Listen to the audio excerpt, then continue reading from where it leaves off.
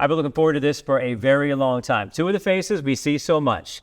You see them in their official capacities. You see them for the last 8 years or so dealing with everything. Well, now it's time to talk to them about what their experience was, what they're looking forward to, what they look back on, what they don't want to think about anymore.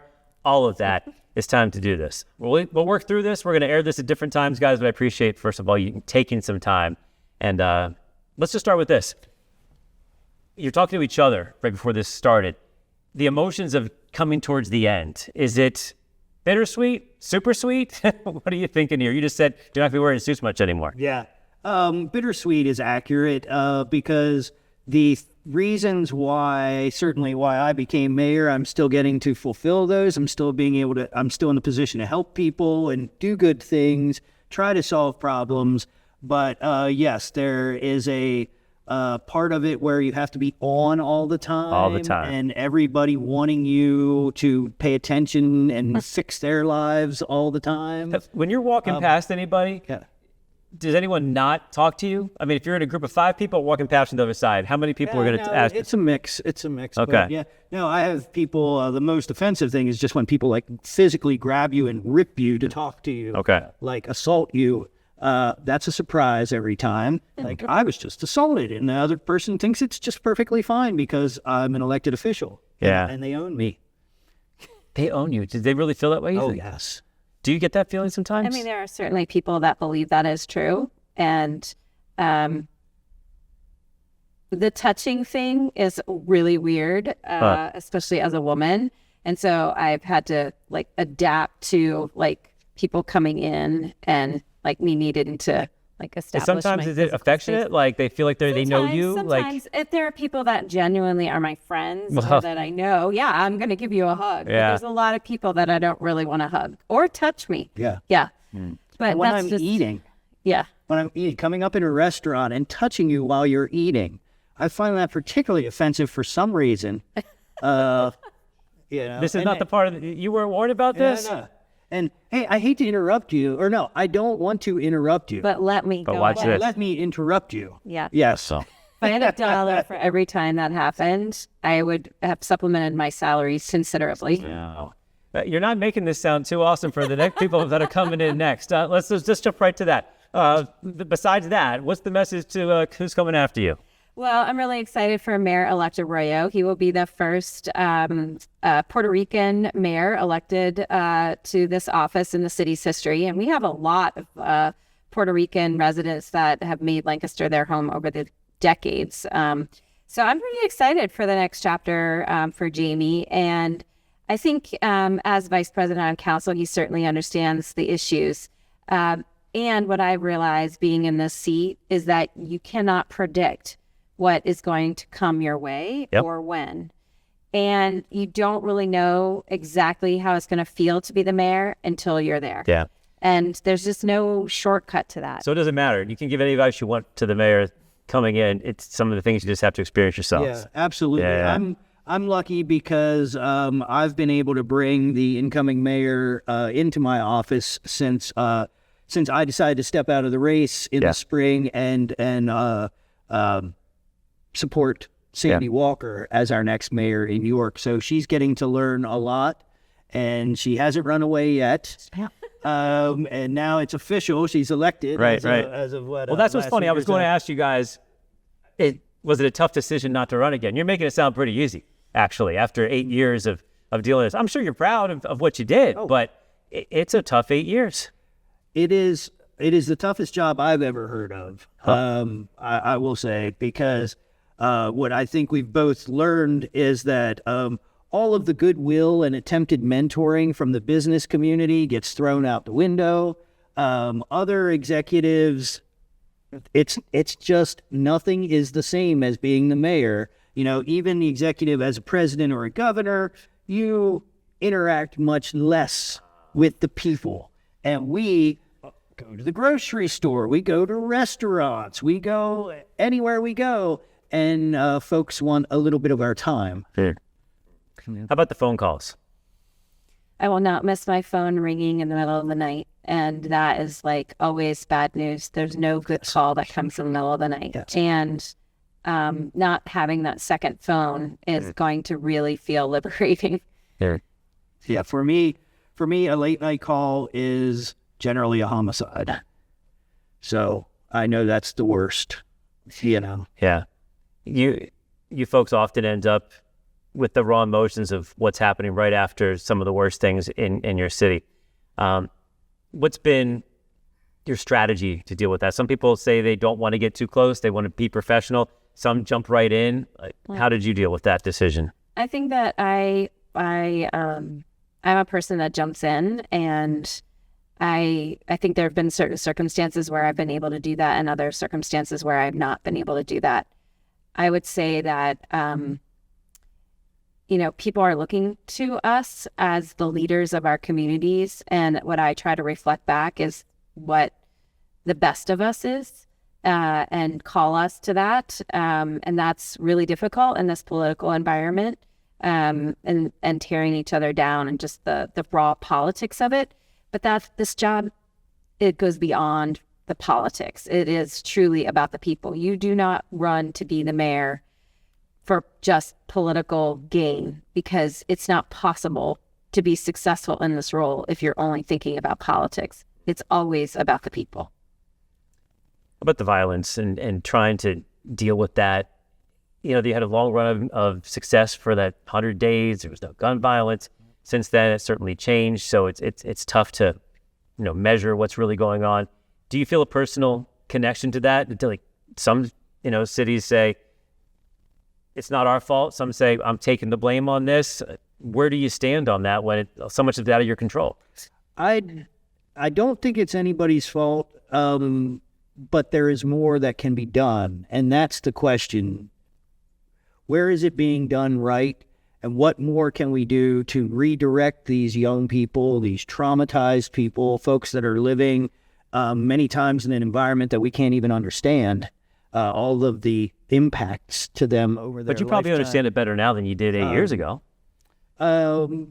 Yeah, I would say that's true. But I will also say that before I became mayor, I started taking it upon myself to go to the scenes of homicides, to be there for the families of the victims, because at that time, we didn't have any real victim outreach. We had programs to try and catch and rehabilitate those committing violent crimes, but we had very little for the victims of violent crime. So we've been able to develop our group violence intervention strategy. So it goes even beyond what we were doing before. Now we are providing services for the victims, for their families. I mean, scholarships to go to college or to get a trade, anything to try and break the cycle that people are in. So I looking back, you can always judge from the future looking back. It's easier. And you can say they weren't doing enough, but that's not it. They were doing what they knew. We were able to expand it and learn new things and provide new things to, even with this past homicide Halloween night, we're still on a 3-year very low trend for the city of York. So I'm very proud of that. Yeah. You mentioned you don't really know until you know, and you looking back, everybody's better at it. One of the things that for every politician, I don't know how you give them an A grade, is COVID, right? We were all learning on the fly. As parents, I was making adjustments to what we were allowing our kids to do or not do. And then they asked, well, we couldn't do that last week. Well, I know, now we know more. But on a grander scale, you guys had to deal with incredibly tough decisions where one big group of people was going to be very upset no matter what you decided. Looking back on COVID, how do you judge how it went and what do you think about? I think it's what Mike said. We did the best we could with the information we had at the moment that we were in. And it was such a strange moment when I think back on those early days of March the 13th, 2020, and the conversations we were having internally, because my husband, his company has operations overseas, and I was listening to that. I was listening to my family that live in Italy. They were like, what they were doing. When they sent me pictures, then they were all wearing masks. I was like, is that going to happen here? This was the moment. And our focus was just, how to keep everybody safe. And in a county where we don't have a health department, the way that York City has a health department, our first major exposure was at a church with a pastor that came in to visit. And that was our sort of ground zero here in the city of Lancaster. And it just felt, felt a lot of powerlessness, especially when you would just see the counts rising at the hospital, and the number of people that were intubated and families that couldn't be there. Those numbers every day were hard to look at, and you hope they would make the turn and go the right way, but for a long time they didn't. Yeah. So the fact that Mike and I and so many other mayors across America led through those challenges, I think has led us also to say 8 years is enough. It was, I describe it as dog years. There were years during my time in office that were so incredibly challenging. I did not know how I was going to get through the day or the week or the month. And yet here we are, 8 years on the other side, reflecting on the accomplishments. And obviously there are things that we would have done differently had we known then what we know now. But on the whole, I think that our communities have moved through all of that and have come out stronger. And I certainly believe that for Lancaster, the best is yet to come. And I hold that dear. We'll get to more of the accomplishments in a second, but COVID, what was the biggest challenge looking back? The biggest challenge, honestly, was that I was enforcing the governor's shutdowns on businesses in my community, and then the state did not support their own shutdowns. So I was very disappointed at that time because I was personally going door to door to businesses that I saw were open that were not allowed to be open, and I was making enemies left and right for the sake of community health. And then I didn't get to, and I was, there were these mandates from the state, but it was the municipalities that were basically left to enforce these things. They didn't have a state army or call out the National Guard or anything they could have done to actually enforce their own rules. They counted on us. So when I had their back and then they didn't have mine, I didn't appreciate that. And it was fuzzy at times what kind of place could stay open. And you probably understood the argument of the business when their next door neighbor can stay open just because they happen to be a little bit bigger. And the ridiculousness of letting Walmart open but shutting down small businesses. That's what I mean. Yeah. When you can crowd 500 people into a Walmart, but you're shutting down local small businesses. But it's your job to enforce anyway. But overall, the strategy was correct. 99% of what the governor, what the mayors did, what the mayors that I know did, I saw as going the right direction. And as Mayor Sorace mentioned, we are blessed with a local Bureau of Health, one of only 10 or 11 in the entire Commonwealth. So we were tracking things case by case so that, to the people's names. So when I found out that Joe down at the corner store has COVID, but he is still serving people over the counter, I could either personally go down or send people down to shut down that store. So, and Johns Hopkins even noted the incredible work that the York City Bureau of Health. But you show how inconsistent things are just across the river. You know what I mean? It wasn't that simple. Here we're just looking at numbers. Yeah. But didn't you have to do some self-tracking? This is all bringing me back now. You would fill out a thing on the app. Where was I at a certain point? If people were near you, they can see they were. I don't want to go too far back into that stuff. But one more challenge, just talking about those. I talked to you during that time. We were working on the messaging for, initial stuff after COVID, right? And then I was here every day of the protest after George Floyd. Dealing with that on a local scale when some other cities had some major problems. How do you look back on how Lancaster handled that? I think for us, moving through COVID and George Floyd was, that was the thing that was the most frustrating, is us to be able to get together, gather and sit down and listen to each other was just so challenged by the fact that we were living in COVID times. And I think that really slowed down the progress that I felt like we could made as a community. Coming out of it. No, in the midst of the protests, Right. being in the midst of COVID during that time and not being able to get together and have the kind of conversations that I wanted to have because we were also following COVID protocols. And so it just, to me, it really interfered with our community being able to make progress. I'll say that one of the chief jobs of being a mayor is being the explainer in chief and helping the people that were coming into the city of Lancaster to understand that there are dozens of law enforcement agencies across the county and that the city of Lancaster is one police agency. And our police agency today is accredited. We have the largest recruiting class of officers coming in. I'm going to swear in 20 on January the 5th. And we have adopted, the best policies as it relates to training and use of force and all the rest. There will forever need to be a conversation in our communities about policing, forever. And so the fact that George Floyd's murder facilitated a level of conversation was a good thing. What was bad about it was that it came with violence in some communities, and it came with a lack of understanding of how to influence change. And so really trying to help people understand this is what I can do as mayor, but what you're talking about is going to require the state legislature or the federal government to act.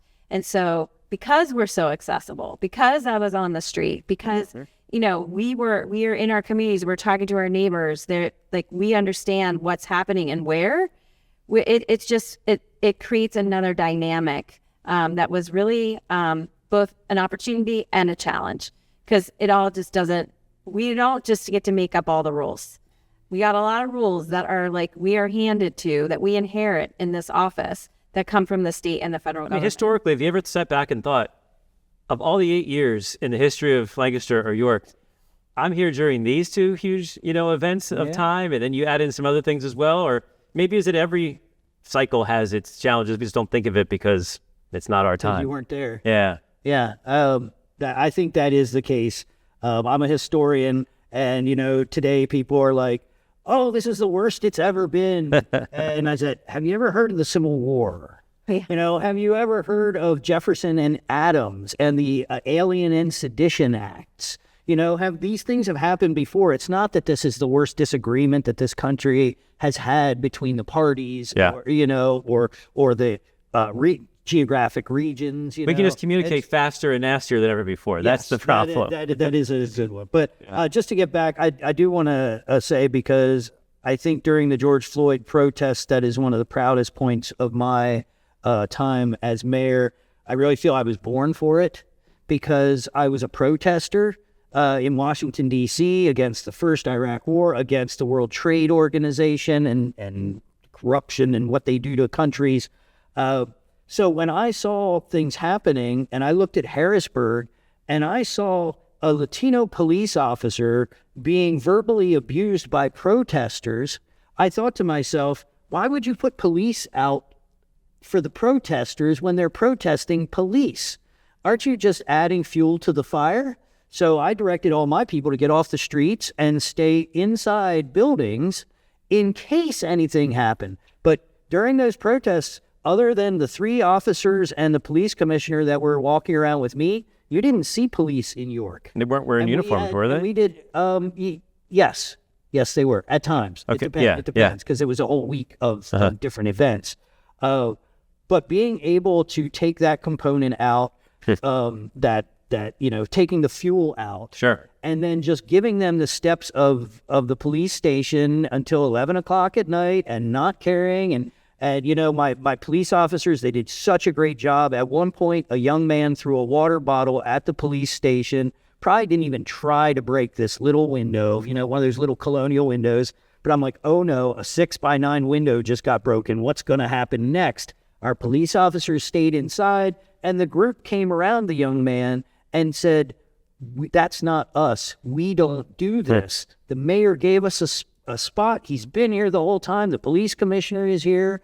We don't need to act violently, because they're actually listening to us. Well, and so I was very proud of that. Sounds like a proud moment there. Another proud moment when you're looking back at the entirety of your time. What's going to come out when you look back? I had to go into the finances of the city and say home rule. Yeah. It's the most wonky topic that you can possibly imagine, and it makes my eyes glaze over sometimes. But setting the city up for future financial success and addressing its structural deficit is a really big deal. And I think the other things, there's lots of things I'm proud of, but another thing is our work to remediate lead from our homes and to change the trajectory of children's lives for decades to come. Social media. Hate it. Off it. I will tell you this, though. During COVID, I handed over the city to my directors, and I was spending 17 hours a day on social media and then responding to people on social media, and not over mayor stuff, but how do I get my unemployment benefits? Right. You know, how do I get this? I was hand delivering toilet paper to people's houses. And that taught me a couple things. One, I have to be able to trust my directors more, because I literally walked away and gave the city to my directors. Yeah. And said, I will be the one dealing with COVID. You guys keep the thing running. And so that worked wonderfully. And I didn't burn out until after COVID, when people continued to ask me to help with any Those little thing. things. Mayor, what's the weather like? I'm like, that's Ask Alexa or whatever, or one of those things. So they got used to it. Ask Helfrich. Huh. You know, so I had to shut down. I walked away from social media, except for a little of my own personal friends and things like that. But that all goes through the office. And now. once again, you guys, in terms of bad luck, you're in office during the time where social media and accessibility has been, you say the best, but actually the worst in terms of criticism or even beyond that. Yeah. Someone could just think these nasty thoughts about you, but now they can say them. Yeah. And you have to read them. They're there. I don't have to read them. Or someone else sees them and they like it or whatever, and it starts building. I would say that one of the things that's so ironic is the amount of complaining that happens on social media and the limited number of phone calls my office gets. And I think that's ironic that it's you're going on Facebook and complaining about XYZ, but you're not taking the additional 30 seconds to find the phone number for City Hall. Not even additional. That should be the primary. Yeah, I know. You should not be able to get on social media unless you've actually done the job to let us know there's a problem. Yeah. You know, but then people get on there and there's this huge thing, and nobody's even had a chance to know that pothole was there, to know that limb had fallen down across the street, you know, whatever. We have an app that people can report these things to. And though that gets a lot of use, it's still hissing. But it doesn't give them the ego satisfaction. Gets it out of their system for some people, but it's, we're getting close to the end here.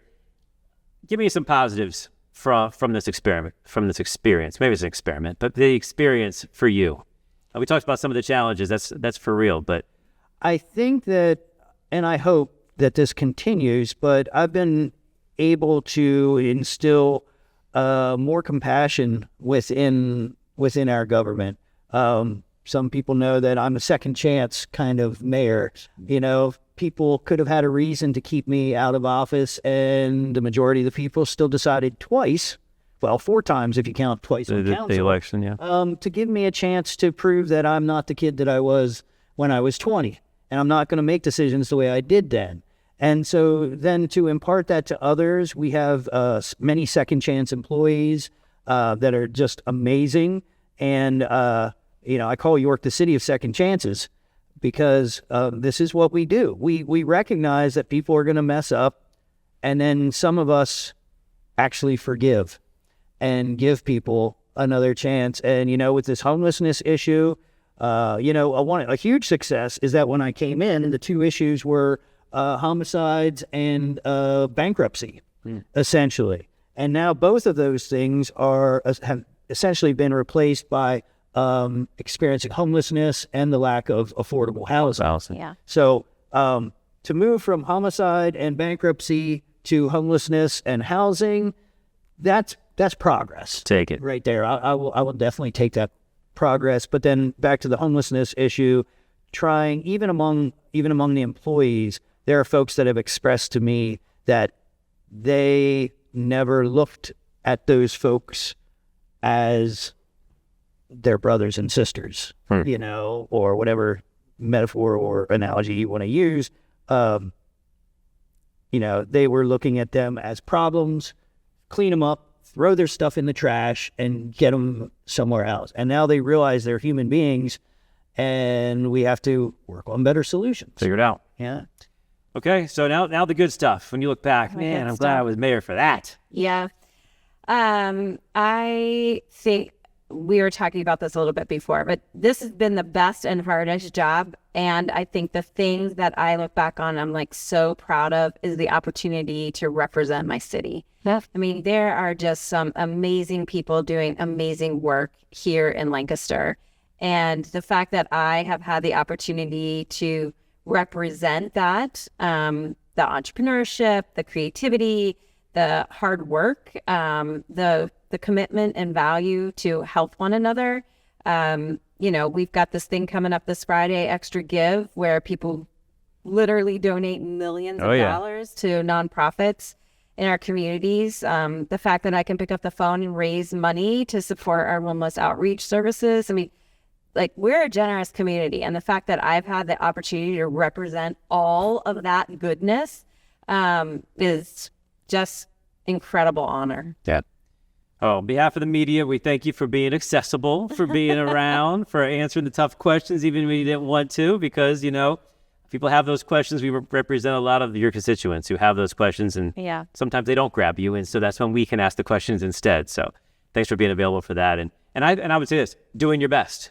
You know, you recognize looking back, sometimes what I thought was the best, now when I look back, wasn't the right decision. It wasn't the best decision for everybody. I wish I could have do it different, but at the time I made that decision for a reason. So thanks for doing your best and recognizing that, you know, for your city, it's not always going to be received that way, but most of us understand that's what you were trying to do. So thanks a lot. I appreciate it. And Danene, I really appreciate all of your work. Yeah. She has done so much work for this community, for the entire state of Pennsylvania, that maybe a handful of us will ever know about, but I know. Yeah. And I thank you. Thanks, Mike. I appreciate it. Right back at you. Yeah, we did it. The mayor's, everybody. Do you mind if I ask you guys just one question? Yeah. Before we leave, I think this will be for both of you. I think there are a lot of people out there who would say that York and Lancaster have improved over your times over the past 8 years on many different fronts. What advice would you give the people coming after you and mayors in other cities in Central PA on how they could take those same steps that York and Lancaster did? I would say to whoever is going to follow in our footsteps that public safety is foundational. And if you don't have a strong and safe community, you are not going to attract the kind of economic investment and the pride of place. There is nothing more that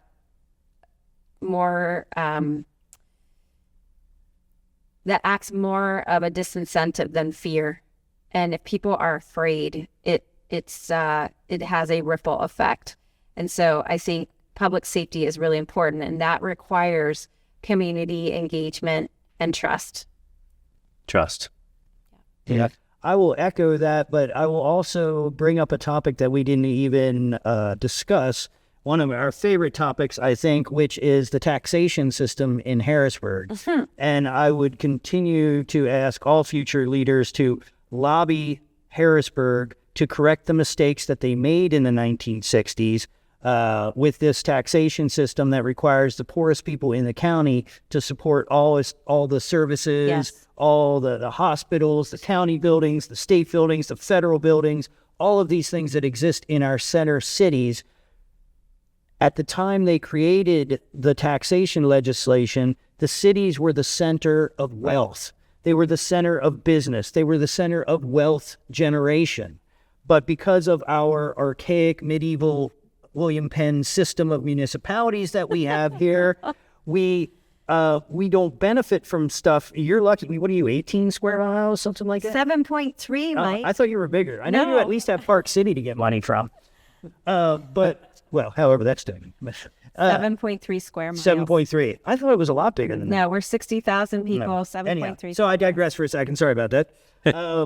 But the fact that the places where the people most in need, whether it's economically or socially, for resources, they all come to the cities.